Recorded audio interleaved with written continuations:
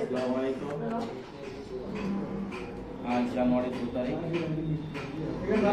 2024 Dhulia TV গেটে যদুনগর Rabiul Chowdhury tractor শোরুমের আজ উদ্বোধন হচ্ছে আসরের নামাজ বাদ। আলহামদুলিল্লাহ, এলাকার যে সমস্ত ভাইরা ট্রাক্টর নিয়ে কারবার করেন এনাদের উদ্দেশ্যে বলছি, সততার সাথে নিষ্ঠার সাথে আলহামদুলিল্লাহ রবিউল চৌধুরীর সাথে যোগাযোগ করিবেন। টিভি গেটে উনি শোরুম রয়েছে, ওই শোরুমের থেকে আপনারা এলাকার লোক যারা চাষবাস করেন, যে সমস্ত ঘটা হয়েছে তেনারাও যোগাযোগ করবেন।